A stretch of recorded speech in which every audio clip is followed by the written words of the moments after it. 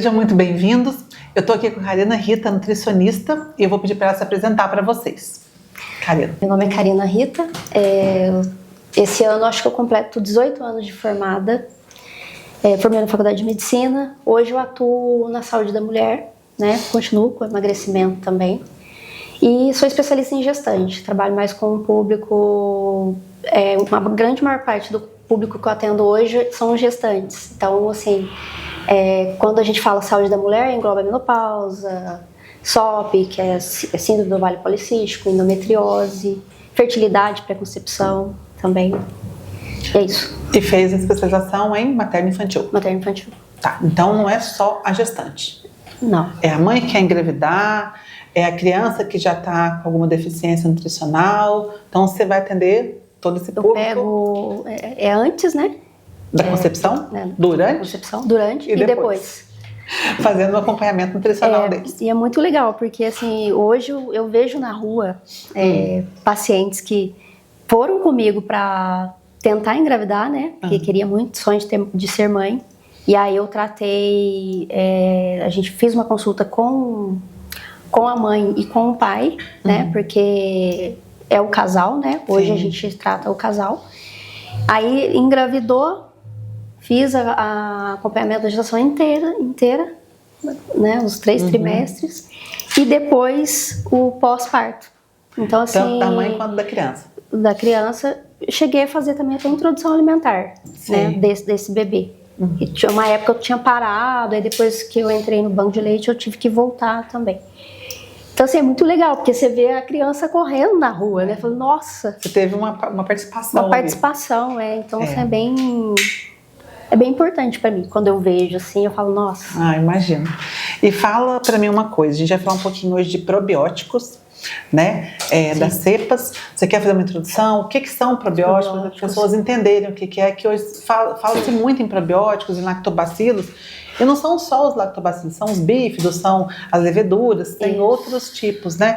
O que você, se fosse a gente definir probiótico, define para o pessoal, para eles entenderem assim, o que são, para que eles servem, né? Os probióticos são micro-organismos vivos que, quando administrados de forma corretamente, são benéficos para a saúde.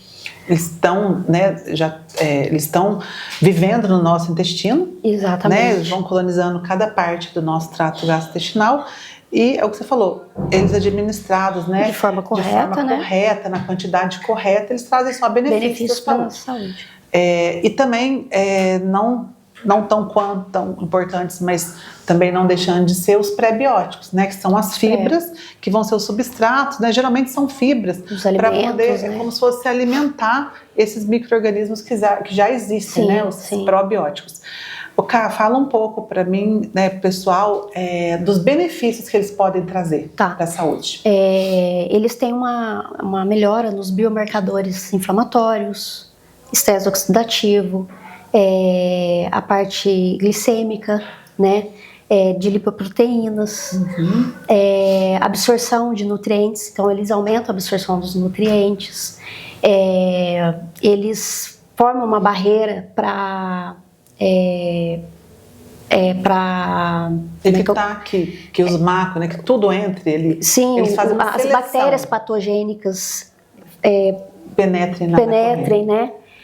Que mais? Imunidade. Na imunidade, que eu vou reforçar bem essa parte da imunidade também, eu quero falar um pouquinho mais.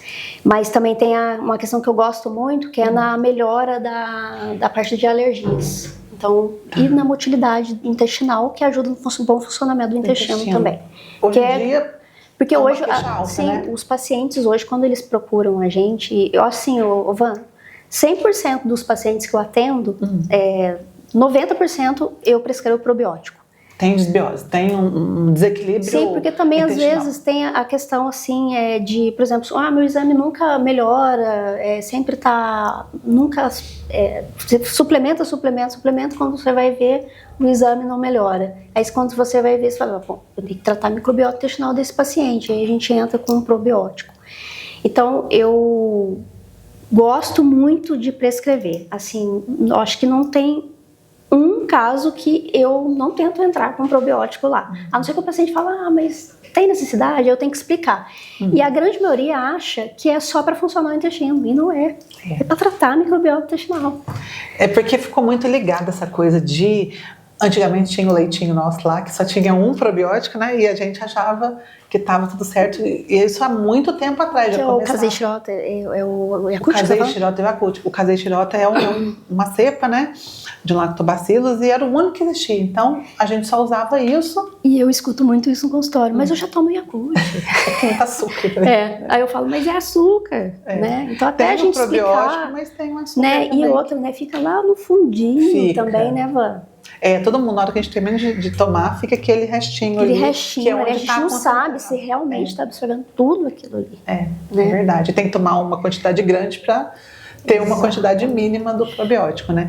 Essas cepas, cara, para explicar um pouco pro pessoal, elas vêm em uma concentração alta, né? Geralmente a gente tem ali, às vezes, 200 bilhões de unidades formadoras de colônia por grama, às vezes vem 180, são quantidades muito elevadas. E é isso mesmo, porque dentro, aí às vezes a pressão vem 1 bilhão, 2 bilhões, nossa, mas dentro do nosso organismo tem, sei lá, trilhões de probióticos, né? Eles vão colonizando, cada um coloniza uma porção, né, do trato gastrointestinal, e isso tem esses benefícios.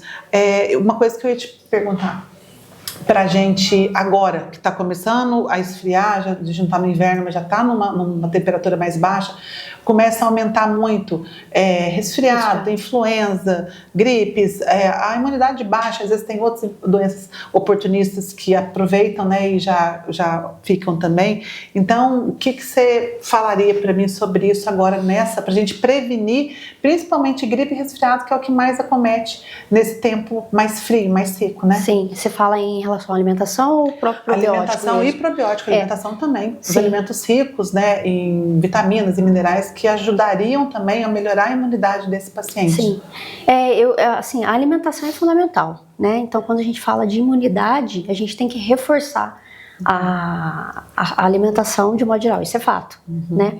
Mas existe mais coisas por trás. Então não adianta eu só falar, você vai comer mais salada, mais verduras, tomar mais líquido e não tratar a microbiota. Então eu tenho que entrar com um probiótico, né? Porque uma das principais funções do probiótico é que ele atua no sistema imune. Então ele ajuda muito na imunidade. Por quê? Porque ele contribui no equilíbrio da microbiota intestinal e ele força uma barreira ali, fortalece uma barreira no intestino, né?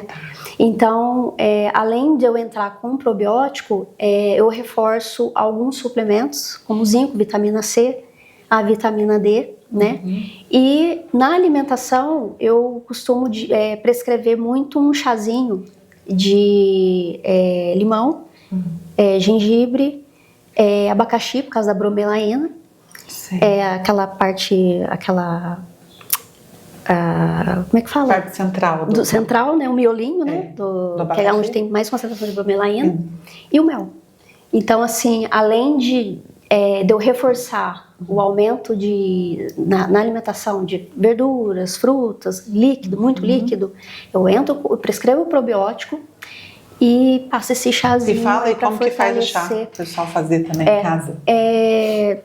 Mais ou menos, aí depende para a quantidade que vai fazer se você vai tomar durante a semana, mais ou menos assim, 400 ml de água, né?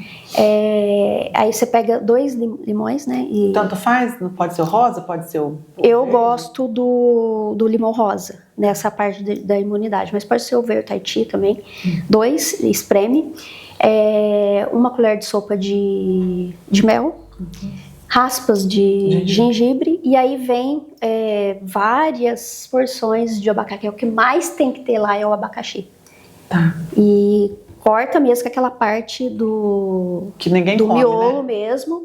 Só que antes de colocar o abacaxi, ele tem que ser feito separado. Tem que cortar ele, deixar ele diluir inteirinho ali, aquecer ele no fogo. A hora que ele estiver bem molinho, aí a gente espreme ele, coa e joga o caldo dele. Corta ele bem pequeno, depois isso toma quente? Você pode, aí depois que faz, né, que aquece lá, você deixa esfriar e você pode colocar no vidro e armazenar na geladeira. Mas pode tomar quente também? 2, 3 colheres, é como se fosse um xarope. Ah, tá. Então não é para tomar um pó. 2, 3 colheres de sopa, assim. Durante o dia. Até teve na pandemia, na época eu falei sobre, né? Fiz um vídeo e tal. Aí a menina falou assim, mas 400 ml de água. Eu falei, então, mas é por causa do abacaxi, porque a gente precisa dissolver, porque quando você dilui ele fica grosso. Entendi, fica muito... Então assim, depende para quantas pessoas vai tomar. Entendi. Né? E quanto tempo ele dura na geladeira?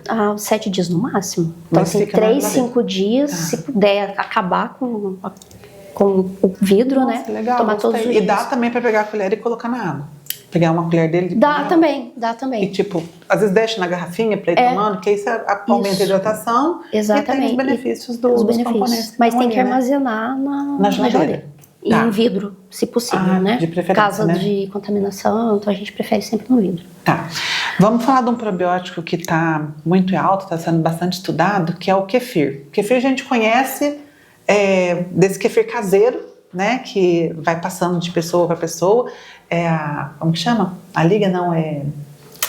O grão. Não, quando você pega um pedacinho que a pessoa te dá eu esqueci o nome dele. Sabe quando a pessoa te dá um pouquinho, Sei. você coloca lá, tem um nome, esqueci, não é liga, A gente costuma falar grão de kefir. É grão de kefir? Que aí é um pouquinho. Que aí você vai colocar e vai fazer tipo mais uma isca, né? Uma isca, isso, é isso que eu queria falar. Tá, fala pra mim como que é feito, pra gente depois entrar no probiótico. Tá. Que é um probiótico, né? Mas a gente fala do probiótico pó. Vamos falar do kefir caseiro. Eu costumo chamar o kefir de bebida fermentada e não leite fermentado. Por quê?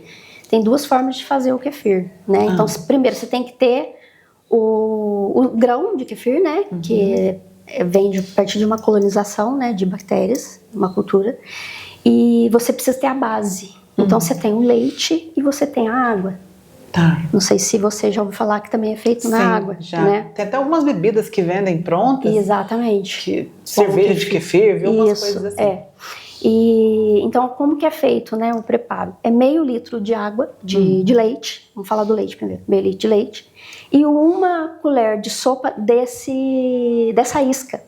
Tá. Que a gente pega de alguém que a gente conhece. eu vou explicar por que pega, né? Porque ele se multiplica. Sim. Né, quando você vai fazer. Então aí você coloca 1 colher de sopa, dissolve ele ali, tampa e armazena ele em temperatura ambiente. Você não pode aquecer, senão você vai matar os lactobacilos, né? Então você armazena. Aí você deixa ou de 12 horas ou 36, tá? Quanto mais tempo fica, mais ele...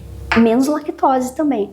Mais ele prolifera e menos lactose. Por quê? As bactérias, elas vão se alimentar do açúcar do leite, que é a lactose. Vai ser o substrato, vai ser o alimento Então, deles. quanto mais tempo ele fica lá, menos lactose, né? Então, é interessante para quem é intolerante. Mas, geralmente, o intolerante já quer o com água. Entendi. Né? Mas, quanto mais maturado ele fica ali, menos lactose. Então, aí o que acontece?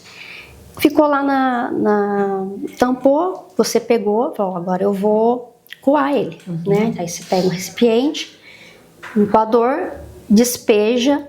Aquilo que sai do coador, você vai tomar. Então é para você guardar na geladeira e ir utilizando. O que fica na peneira é o que multiplicou. É a isca. É a isca. É onde todo mundo, eu tenho kefir, você quer? Até no Facebook a gente vê, né, as pessoas doando, porque vai, quanto mais você faz, mais vai gerando, então ele vai se multiplicando, né?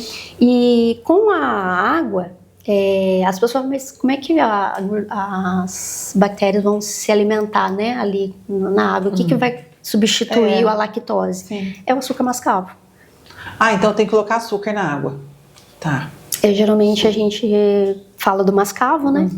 Coloca 1 colher de sopa, faz a mesma coisa. E coloca 1 colher da isca, mistura, tampa. A gente vendo assim é tudo muito bonito, né? Tudo ótimo. Tudo lindo. Mas assim, da onde que vem? Como é que a pessoa preparou isso? Como é que ela armazenou? Como é que ela tá passando? Não são todos, mas a gente não sabe. Às vezes, por exemplo, eu tenho. Você conhece a pessoa, vê que ela, né, faz o processo certinho, sem contaminação, tá ótimo. Mas você corre o risco de você pegar uma isca de uma pessoa que você não tem muito conhecimento e aquilo pode vir contaminado. Foi o que a gente estava conversando aqui, né, Uva?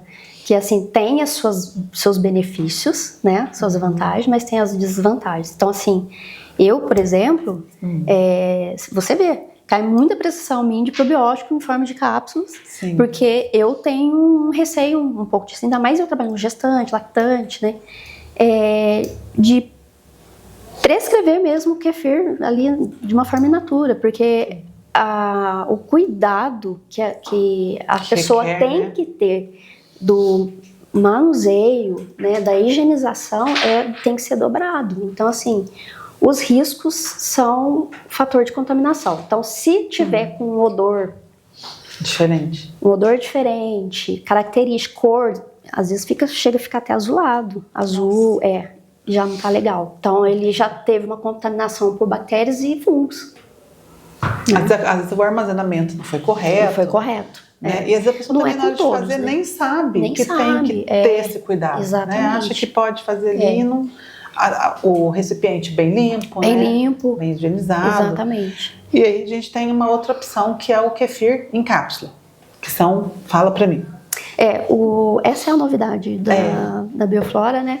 Eu achei assim, você fala dos probióticos, essa novidade que você do trouxe? kefir, que são 7 cepas que tem sachê também, né? Tem também, sachê. Dá pra fazer também. Eu achei super interessante, porque a Vanessa apresentou as lâminas pra mim, do kefir em cápsula e em sachê. Eu falei, agora vai. Porque ele tem umas 7 cepas, né? 7. Dentro da composição. E é prático, praticidade. Eu tenho certeza que muitas pessoas vão querer comprar por causa dos benefícios, né?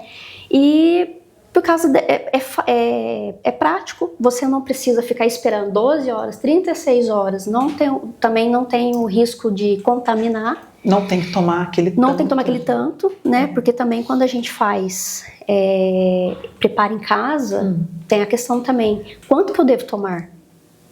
Não tem uma proporção. De bactéria ali dentro, né? Não tem a gente não tem. O que eu costumo falar é o seguinte, você vai tomar kefir, você começa tomando 100 ml até os 7 primeiros dias, até os 14, do 7º ao 14 dias, 150 ml. Vai aumentando gradativo.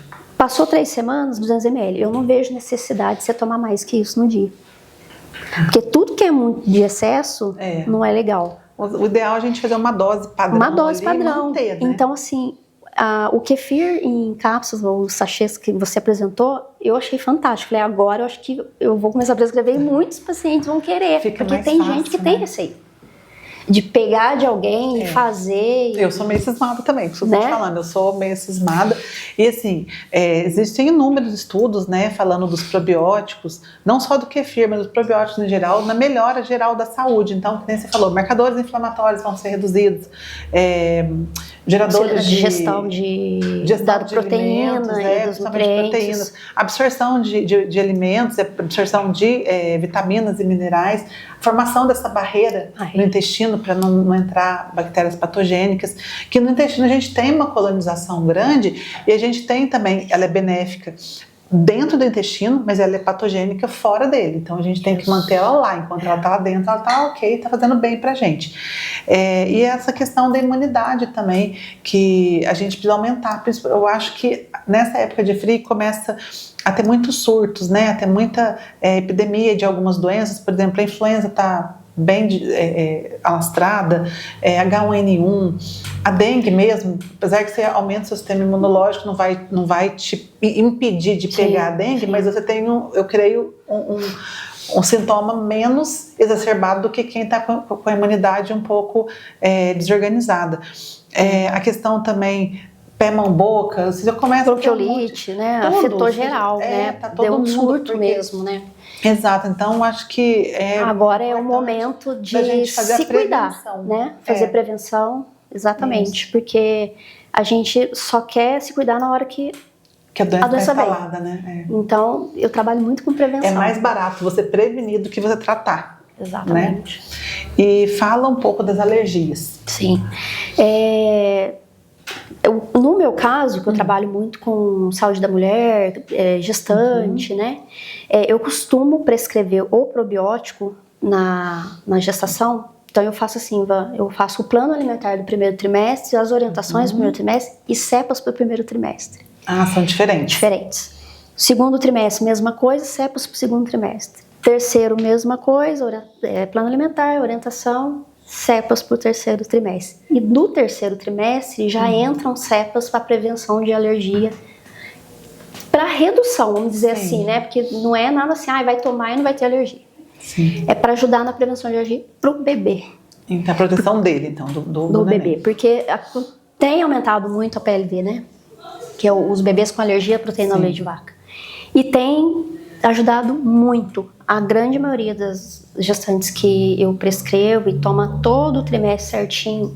E também tem cepas pro pós-parto também, para amamentação. Então, assim, eu acho que é fundamental o papel do probiótico nessa questão da alergia. Porque quando você tem, você tem um probiótico lá dentro do seu organismo, as barreiras de proteção são maiores para defesas de infecções virais e respiratórias. Então, eu acho assim que vale a pena, entendeu? Tá, Ká. Então, em relação às alergias, você quer falar um pouco das cepas que você prescreve? Se você quiser falar também o que você prescreve no primeiro trimestre, mais ou menos só para a gente ter uma ideia do que é. O bífido, né? E o acidófilo sempre começa, né? Então, no primeiro trimestre a gente entra com eles, aí depois vai Reuter, né? Reuter, tanto faz, Romanosos, aí a gente vai aumentando pro Delbrec, e até chegar 7 cepas. Então, assim, começa com 2, depois aumenta para 4, mas sempre mudando. E na amamentação?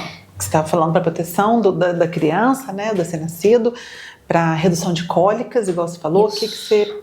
Geralmente é o Reuter, né, que a gente prescreve bastante, né, para cólicas intestinais. É que eu estava explicando, né, que eu fui contratada no banco de leite, eles me ligaram, eu falei, vou sim, já está né? dentro do que você está atendendo ali. E aí lá eu estou tendo essas experiências com muito recém-nascido, e aí a gente vê, o termo hoje é disquesia, né? Que fala, né? O bebê com muita cólica e tal. Os pediatras prescrevem os probióticos em gotas pro bebê, mas eu acho que a mãe precisa também. E aí é onde eu entro com a prescrição. Não é só o neném, né? Não é só o neném. Também, tá? E aí a mãe amamentando, ela vai passar do leite pro bebê. Então, assim, nossa, tem sido fantástico essa experiência. Melhora demais. Tá, e das alergias que a gente estava falando? O que mais que você queria saber das alergias? Não, das alergias que a gente estava falando de prevenção, né? Mas alergias tanto da mãe quanto do bebê no pós-parto. Na verdade, é mais voltado para o bebê, porque da mãe ajuda, sim, auxilia e tal. Mas a ideia minha é tratar, quando eu prescrevo o probiótico, é tratar a microbiota da mãe e do bebê. É dos dois. Mas lá no final, eu já estou pensando na alergia mesmo da proteína do leite de vaca. Então, por isso que eu entro com cepas mais específicas ali. E tem muita incidência ainda? Aumentou muito, Van. Tô pegando mais agora lá no banco de leite, né? Tá, mas assim, porque contato, no meu consultório eu pego mais as gestantes. Sim. Então não tem noção se o bebê... Depois que nasce o bebê, elas mandam mensagem pra mim, nasceu, umas até esquece, né? Porque depois que você é mãe, você nem lembra mais. Então assim, algumas eu sei, deu tudo certo, tudo bem. Algumas mandam mensagem, nossa, meu bebê teve a PLV e tal. E eu só fico sabendo mais lá nesse serviço. Então, a ideia é tratar a microbiota intestinal da mãe e do bebê. Para reduzir a alergia na hora que ele nasce. E falando já em alergias também, né, assim, aumentou demais. Aumentou a intolerância à lactose, ao glúten. Coisa que a gente não tinha uns anos atrás, hoje em dia. Até a última palestra que eu ministrei, acho que foi na Unifei, eu não lembro, na Embel, e eu falei, né, que aumento de alergias, né, por que será, né? Os alimentos estão sendo muito modificados, né? Os alimentos estão sendo muito modificados. Então, assim, é muito importante a gente tratando a microbiota intestinal dessas pessoas, porque a gente não sabe mais o que fazer, é fast food ali, né? Comidas prontas no supermercado, né? Você chega lá, você tem... facilidade, né? E a pessoa acaba... Assim, eu tô boba de ver, assim, quando eu vou no supermercado, eu Tudo vejo, que você meu quer. Deus, você tem um macarrão, um molho branco com brócolis prontinho. Tudo pronto. Só você colocar lá. No micro-ondas e esquentar. É verdade. Não é? Hoje eu acho que essa incidência também dessas doenças tem muito a ver com esses alimentos multiprocessados, né? Multiprocessados, que o consumo está muito aumentado, porque a pessoa está correndo, ela tem que trabalhar, ela tem que voltar, ela não tem tempo para nada. Então ela não vai parar para descascar, para cozinhar, para fazer o que ela faz. Ela vai ao supermercado, compra pronto, desembala, põe ali, come e pronto. Só que... Exatamente. E até essa última palestra que eu ministrei, a primeira imagem é um milho in natura, uma lata de milho e um salgadinho.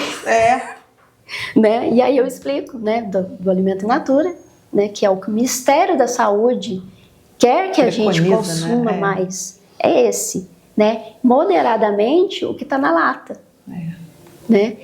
Que é o processado, né? Sim. E o ultraprocessado é o que todo mundo tem comido porque demais, salgadinho de milho. Porque é fácil. Você abre o saquinho e... Coisa prática. E hoje em dia as crianças não comem muita coisa, tem seletividade para tudo, demais. Não quer isso, não quer aquilo. Demais. Na minha época, pelo menos, não tinha essa, não. Sim. Se vai comer, não tem jeito. E a gente vai falando, tem tanto tema pra gente discutir, né? Tem. Nossa. Tem muita coisa. Principalmente tá falando na parte alimentar, né? Muito e assim, cara, quando você começa a introduzir alimentação nesses recém-nascidos, a partir de quantos meses você começa a colocar quais os primeiros alimentos que você introduz para reforçar essa imunidade deles, além dos probióticos? Você fala do bebê? Do bebê. Então, o leite materno ele é exclusivo até os 6 primeiros meses de vida. Você começa a introduzir a partir desse tempo? 6 meses que começa a introdução alimentar. Sim. Então, a gente não oferece nem água, porque o próprio leite materno já hidrata o bebê. Sim. Né? E a primeira alimento que a gente introduz é a fruta. Todo mundo fala assim, mas por que não a comida? A comida vem na segunda semana. Sim. Por que a fruta? Porque fibra. Então a gente tem que oferecer a fibra primeiro e na segunda semana já entra fruta e comida. Entendeu? E assim vai, fruta, comida, depois a fruta da tarde, sempre com a fruta da manhã. Aí depois legumes também já entra. Começa. E é muito importante também fazer a janela imunológica, né? Explica o que é isso. Antigamente, né, eu, por exemplo, a minha mãe, ela ofereceu peixe para mim, são alimentos com alto teor de alergias, né, alergênicos. Peixe, ovo, mesmo depois, tanto é que eu sou super alérgica. Então, o fazer a janela imunológica é já testar esses alimentos quanto antes para ver se esse bebê vai ter alergia. Entendi. Então, já se inicia de 6, no máximo, até 9 meses, não pode passar disso. Então, eu já, geralmente eu oriento com 6 ou 7 meses no máximo, já fazer a janela imunológica, já entrar com peixe, já entrar com ovo, porque ele pode ser alérgico à albumina, né? Que mais? Até a própria carne de porco também, né? São mais esses alimentos que a gente chama de janela imunológica. Para fazer o teste para ver se o paciente, se o bebê, né, vai ser... Mas ele come de tudo, são 6 grupos de alimentos. Entendi. Entendeu? E aí você começa com 3 grupos, né? Que tem um grupo dos tubérculos, das leguminosas, dos carboidratos, proteína e tal. Aí vai aumentando e colorindo o prato. Porque você não pode misturar. O bebê ele tem capacidade de entender, ver cor, sabor. E você costuma, desde pequeno, não vai ficar tão seletivo quando ficar maior. Exatamente. Porque eu acho que essa questão também de papinha, tudo é uma coisa misturada. Marrom, você não consegue. Porque, a gente não consegue bater também. Porque assim, eu tô te falando, na minha época, minha mãe meio que obrigava a gente a comer. Não, mas eu não quero, mas você vai comer, porque faz bem, você vai comer, a gente comia. Hoje eu tenho 2 sobrinhos, você força, ela volta, ela não consegue, ela come e ela volta. A gente não, então não sei também até onde isso... O modo da gente ser criado mudou muito, né? A gente tinha uma outra educação, outro tipo, era um outro mundo, Outro mundo. Né? As mães amamentavam com fubá também, né? Então, era fubá. E era leite de vaca. Leiteiro que passava na rua, que não tinha, aí ia ferver. É aquele leite gordo. Isso. Aquele leite que você via a nata em cima e as bolinhas de gordura. E não era nada esterilizado, né? Não, você só fervia ali, mas, né? Agora, do leiteiro você pegava, você tinha que ferver porque tava. Agora, hoje não. É tanto processamento que o leite é até meio aguado, um negócio sem graça de tomar. Você toma um leite caixinha, você pega um leite de vaca in natura, a consistência, o sabor é diferente. Então, hoje está muito... As crianças estão com muita restrição alimentar. Ai, não gosto, não quero, e a gente não força. Né? Você fala, então não quer, não come. Não sei se a gente está certo, se a gente estava errada. Eu sei que a gente tem essa diferença e é notório. Só que eu percebo que hoje tem muito mais doença, tem muito mais incidência de algumas doenças. Hoje, eu estava vendo uma entrevista ali, a moça, uma médica, né, uma pediatra, falou assim, antigamente você entrava no consultório e você era tratada, a criança era tratada com a medicação, mas também com uma alimentação mais regrada. E a criança ficava de castigo, ela sofria nãos, né, ela entendia não, ela sofria perdas, a gente, né, nossa geração, ela conseguiu enfrentar. Hoje ela entra no consultório, então você não gosta disso? Então não. Isso também não? Então tá bom. E a criança sai com diagnóstico. Ela não sai com tratamento. Ele tem isso, tem autismo, tem ansiedade, ou tem TAG, ou tem toque, ou tem não sei o quê. Sempre tem um diagnóstico. Então, o mundo mudou muito, mas não sei até quando a gente também não tá errado em não forçar um pouquinho. Né? Não forçar muito, e de repente começar lá embaixo, lá na base. Lá na base. Né? Tanto que uma das orientações de introdução alimentar é não forçar a criança a comer. Mas oferecer, senão causa uma trauma, mas oferecer vários alimentos. Né? E às vezes a mãe também, na correria do dia a dia, no trabalho, dá o que é mais fácil. Sim. Essas papinhas industrializadas também, que não tem muito gosto, não tem muita cor. E tem um detalhe, a gente fala 6 meses, mas o bebê tem que estar preparado para não ter risco de engasgo. Entendeu? Então, e como que prepara? Por volta de 5 meses e meio, 6 meses, a gente consegue observar se essa criança está preparada. Então ela já senta firme, sustentação na cabeça, ela tem interesse pela comida, ela fica olhando os pais comer, então ela já começa a perceber. Ela pega um objeto, leva até a boca. E esses são sinais de prontidão que a gente fala.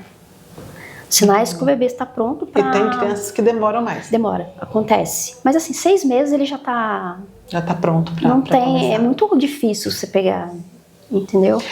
E quando aí a mãe teve bebê, geralmente ela está acima do peso. Não, com poucas exceções daquelas que seguem, né, certinho. Sim. E aí você faz alguma coisa, você passa alguma dieta para elas para aumentar essa perda? Então, durante a gestação eu faço um plano, né? Então, primeiro trimestre, segundo, terceiro. Lá no terceiro, aí a gente tem, depois do terceiro, a última consulta, que é orientação pós-parto. Essa consulta é chave. Eu costumo falar, não falta. É só para mãe? Porque para mãe e para o pai. Porque essa consulta, eu falo do que comer. O que pode, o que não pode. Tem muito mito, né? Eu tive o bebê, não pode comer feijão, não pode comer isso, pode comer aquilo, né? Então, eu já passo toda essa orientação e elas já levam um plano. Então, assim, não é uma dieta. É um plano. É um plano, porque não tem como nem fazer bioimpedância nessa mãe. Então, assim, a gente faz um plano de acordo com as necessidades dela, né, o peso que ela está ali, e ofertando o máximo de nutrientes para ela e para aquele bebê. E já retirando os alimentos que vai favorecer uma cólica no bebê, né, que é os mitos que tem aí. Pode isso, não pode, tá. Então ela já vai com o plano do puerpério, quando ele sai da maternidade até o 2º mês. E do 2º mês até o 4º. Ela tem 2 planos. Tá. Além disso, ela tem toda a orientação de pega, posição, ensino tudo. Tá. Eu aprendi muito, né, lá no banco de leite. Então, assim, eu já peguei muita coisa. Então, já ensino isso, a orientação pós-parto. E a Ivan sai com as prescrições, o probiótico pós-parto, o colágeno que eu gosto, tal, o multivitamínico, né? E... o que você perguntou mesmo? Se depois a mãe estiver acima do peso. E aí vem a pergunta, assim, a chave. Mas aí quanto que eu volto a emagrecer? Quanto que eu posso fazer a dieta? Aí eu falo, quando o bebê completar 4 meses, aí você me procura de volta. Aí eu vou fazer uma dieta pra você. Não tem como eu fazer uma dieta pra você emagrecer agora. Agora você vai cuidar de você e do bebê. Você precisa ter leite. Você precisa comer, tomar muito líquido, muita água pra você aumentar essa produção aí. Não adianta e a dieta não pode, o plano não pode ser restritivo. Porque um plano tem muita restrição, corta isso, corta aquilo, não produz leite. Não ajuda, não auxilia na gordura do leite, que a gente fala, né? Porque os alimentos auxiliam mais na gordura. A produção é mais água, a sucção do bebê, né? Que a gente costuma falar. Então, é isso. Eu acho que essa última consulta da mãe é a chave, porque ela aprende porque assim, você tá grávida é um sonho, né? Mas é aquela coisa, expectativa e realidade. Na hora que você vai pôr o bebê para mamar, o grande medo delas é não amamentar. Entendi. Entendeu? É um desafio. Mas porque tem criança que por mais que você explica, na hora do vamos ver trava. Né? E tem criança que não pega o peito da mãe, né? Não tá um bico formado e não pega. Um bico invertido, né? Invertido, aquele bico reto. A criança não quer ver o esforço do começo, ela quer o negócio pronto, né? E eu não sei se a gente já tá no final, eu queria... se tivesse, eu me falo. Eu queria ler aqui, eu trouxe aqui, rapidinho, um texto bem pequeno, de um congresso que eu fui, de materno infantil mesmo, não lembro que ano foi. Que foi da Andrea Flix, que fez o congresso, e a F Conference. Eu não sei qual ano que foi. E ela teve um stand de livros dela. E aí eu comprei um livro dela lá. Eu tenho vários livros dela, eu comprei um lá. E quando eu li numa página lá, falava assim, campo de futebol. Eu achei fantástico. Eu falei, eu vou levar isso aqui em consulta. Para elas entender por que a gente cobra tanto o probiótico, por que a gente fala tanto da vitamina D, por que a gente fala do magnésio, por que a gente fala que tem que suplementar, para elas entender. E aí eu só falo esse texto no final do trimestre. Sei. Para elas entenderem. Falar, tá vendo? O que foi feito, né? E assim, é muito legal. Vou ler para vocês. Pode ler. Então é assim, escalação. No gol, vamos ter uma fortaleza e protetor chamado probiótico. Nas laterais, teremos probióticos 1 e 2. Por quê? Variações de cepas, né? Importantíssimos porque são várias. Várias. Para formarmos uma grande barreira, adicionaremos uma dupla perfeita de zagueiros. O ácido fólico e a vitamina B12. Né? A gente chama de metilfolato, né? Também. Os laterais e os zagueiros formarão um grande quarteto. Né? Então, metilfolato, B12, probiótico aqui, probiótico, cepas aqui, cepas, D, né? No meio campo, dando suporte à defesa, fazendo transição com ataque, magnésio, ferro e o cálcio. Essa aqui é fantástico. Com a camisa 10, o craque, o cérebro, o ídolo da torcida, a vitamina D. Como centroavante, aquele que finaliza e faz o maior número de gols, teremos o DH, né, o ômega, né? O ômega, sim. Como coringa do time, aquele que joga em todas as posições, temos o iodo. Os suplentes são colina, vitamina A, B2, B6, EPA. Estarão de prontidão para entrar em campo a qualquer momento. Quem que é o técnico? Nutricionista e obstetra. Mas quem são os presidentes? Os pais. Porque quem vai ditar as regras como árbitros são vocês, os pais. Vocês são responsáveis pela formação e condução dos seus filhos. Nossa, perfeito. É muito assim. Nossa, espetacular. E todas, quando eu leio lá, ela fala, envia pra mim. Eu também ia te falar isso. E como que casa o negócio é exatamente isso, né? E aí elas estão entendendo o que você fez naquele trimestre. Que a gente cobra tanto aquilo, né? E até eu ia te falar isso também sobre a vitamina D. Porque é uma vitamina que, eu estava conversando com a doutora Cis antes um pouquinho, é uma vitamina que a gente, um pré-hormônio, né, que a gente não tem hoje como antigamente. A gente não toma tanto sol, a gente não fica exposto mais. Ou você está dentro do trabalho, né, dentro do escritório, de uma loja, está dentro do carro, dentro de casa, você acaba não tendo a exposição necessária, né? E a vitamina D, ela vai auxiliar tanto na imunidade, quanto em todos os órgãos, exatamente. E também na prevenção de doenças, na ajuda da depressão também. Tem estudos mostrando que indivíduos com baixa vitamina D têm mais predisposição à depressão do que os que têm menos. Né? Fora isso, todos os outros benefícios que ela traz para o nosso, né? E principalmente a barreira imunológica, ela é um produto... É chave, é chave. É a camisa 10, a gente fala, né? Exatamente. E assim, hoje, o que a gente mais pega, né, de exames é vitamina D e B12, lá no pé. Então, até te falar isso, a gente tem a B12 e a metilcobalamina, que a B12 dentro do organismo, ela sofre uma metilação e vira metilcobalamina. Hoje a gente consegue fazer ela pronta. Né? Então você pode fazer pastilha sublingual, você pode fazer gotas sublinguais, você pode fazer xarope. A facilidade que o paciente achar para ele, prático. Né? Porque eu acho que tem que ter uma adesão ao tratamento. Exatamente. Então, é a mesma questão do kefir. Sim. A praticidade, né? Auxiliando e ajudando no benefício da saúde. Sim. Porque quando você tem uma coisa à mão para você fazer, que nem um salgadinho, tá pronto, você vai ali e come. Diferente do que a gente está falando das próprias vitaminas. Às vezes você tem que comer a fibra, por exemplo, uma quantidade muito grande para você conseguir um pouquinho. Né? E você tem as fibras hoje que você pode ver o sachê e coloca ali no seu líquido, na água, As pessoas querem, o cliente, o paciente, ele quer tudo prático. Você prescreve o plano alimentar, você vai comer isso, ele fala, ok, mas quando você põe uma receita ali meio complicada, ele fala, nossa, mas eu vou ter que fazer isso aqui? É a mesma coisa do kefir. Nossa, mas aí eu tenho que preparar, eu tenho que pegar de alguém, e aí fica aquele receio de não sabe de onde veio, como que foi feito. Deixar 12 horas, 36 horas para depois coar para poder. Então, assim, o que é prático hoje é que está em alta. E se se for para o benefício. O benefício, a gente agarra. Aceitar, né? E assim, mas você continua atendendo emagrecimento também? Muito emagrecimento. Ainda. Porque assim, eu falei que eu tô atendendo muito mais gestante porque aumentou demais. Não é só a medida no peso, é você olhar no espelho e falar assim, nossa, tô gostando do que eu tô vendo. Né? Porque eu acho que o desafio do obeso é esse. Ele se olhar e não gostar do que ele vê. Mas aí eu acho que ele fica mais ansioso, ele come mais, ele entra num ciclo ali.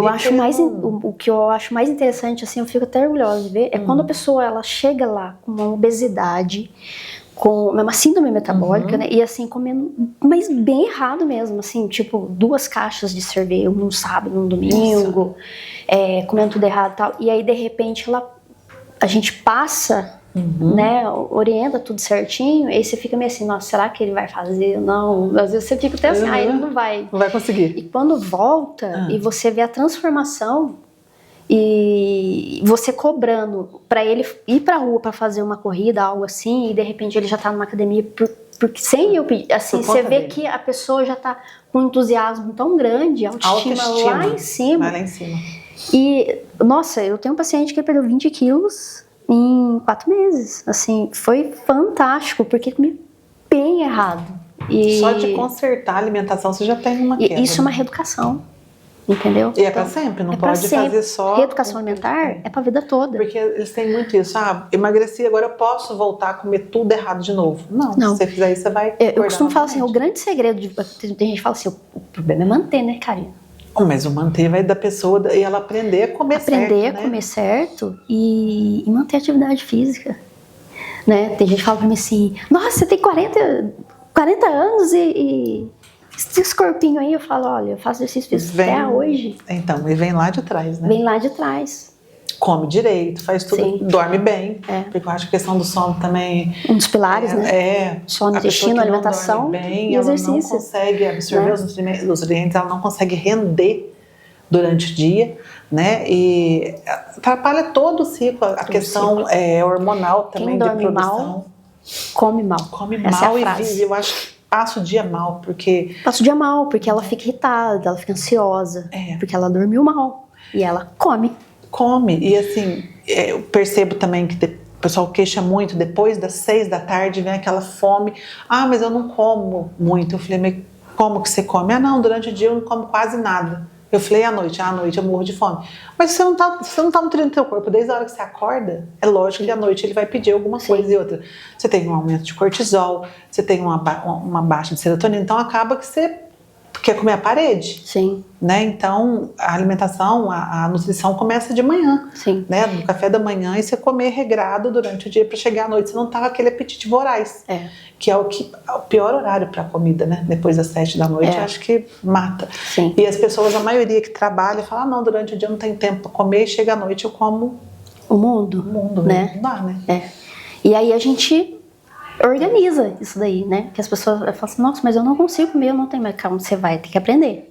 E aí dá certo. E fica às vezes na tela até meia-noite, 1 hora, para acordar às 5, 6, você acaba tendo um sono muito curto e aquilo atrapalha muito o rendimento também durante o dia, né? Mas assim, quando a gente vê que não tá casando e o paciente fica o dia inteiro sem fome mesmo, realmente, aí tem que investigar o exame.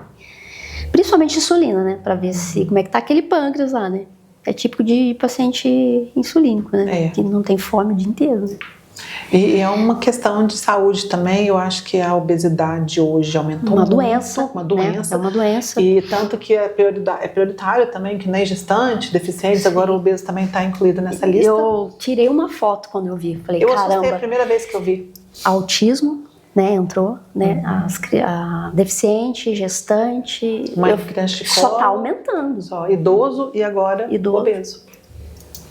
É uma doença crônica, né, que não está fácil de ser eliminada, porque é o que a gente estava falando, dos alimentos multiprocessados e fáceis de serem ingeridos, consumidos, né, e as pessoas querem praticidade, então acaba que indo para o ultraprocessado, né, porque tem o in natura, o processado e o ultra. Mas só que é difícil, né, você tem que pegar o milho, que nem você disse, você tem que pegar o milho, tem que cozinhar, tem que descascar, tem que ralar, tem que comer, né, você tem que morder. Porque eles querem a praticidade. Sim, né? As pessoas não estão nascendo com siso mais, porque já perdeu a função. Sim. Né? E entre essas tem outras questões de cultura também. Sim. Né? O fast food está aí para todo lado, é fácil, é gostoso, só que a nutrição é muito baixa. Sim.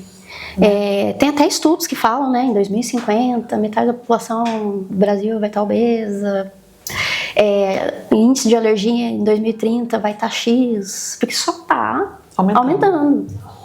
E o engraçado é que muita gente vê, mas quem faz alguma coisa? Né? Eu acho que o governo tinha que fazer uma campanha. A gente tem que. Eu acho que tem que ser mais reforçado. Para você conscientizar as pessoas do que é, o que pode acontecer. Sim. Eu não sei se você viu, tem um estudo. Não foi um estudo, fizeram uma pesquisa. E aí eles observaram que os homens estão se cuidando mais nessa geração. Aumentou, porque a mulher se cuida mais. Desde sempre, né? O homem, né? E eu fiquei até feliz de ler aquilo. Eu falei, caramba, que legal, porque é uma das frases que eu falo, a saúde do homem importa, né? Tanto é que quando a mulher vai lá pra... Karina, fiquei sabendo que você trabalha com fertilidade, preconcepção e tal, e eu quero fazer tratamento com você e tal. Eu não tenho nada, já fiz exame de trompas, não sei o quê. É qualidade de vida. Só isso. Só que eu preciso que o homem venha também. Seu marido tem que vir. E aí vem, dá tudo super certo. É muito bom, isso é muito bom. Mas eu quero fazer outras com você pra gente falar sobre emagrecimento, sobre a nutrição, principalmente adolescente também, não sei se você está atendendo ainda. Muito pouco. Pouco, então é mais... Eu pego o adulto, vamos lá, eu pego acima de 16 anos. Um adolescente. 18 anos. Então um adulto. Não tô pegando mais 17, 15, 14. Sei. Criança não tendo mais. Mas eu acho que mesmo essa idade aí de 18, 19, 20 ainda é um Dá, porque é a turminha que vai pra academia, que quer ficar fortinho. Né? Que é bem significativo o número, né? Tive muito adolescente obeso também. 16, 17, 18, pega. Eu percebo porque o Lu, às vezes os coleguinhas dele, muitos ali acima do peso, e às vezes por falta de conhecimento mesmo na hora da alimentação, né? Não tem uma referência. E não é fácil. Não. Essa idade, gente, eles têm uma fome muito grande, então tem que comer direito, porque ainda estão em fase de crescimento. É difícil você segurar. Sim. Né? Então tem que ter muita orientação para conseguir ter uma saúde reforçada, né? Uma saúde boa. Isso. Mas olha aqui, adorei, obrigada. Eu também. Obrigada. Obrigada. Você. A família Belflora. Obrigada. A gente se conhece tanto tempo, né, Pois Mano? é. E agora que a gente conseguiu gravar. Mas nós vamos agora começar tudo. Na verdade, a gente fez uma live na pandemia. Fizemos. Só. Mas foi bom, gente. Obrigada. Por enquanto é isso. Até a próxima.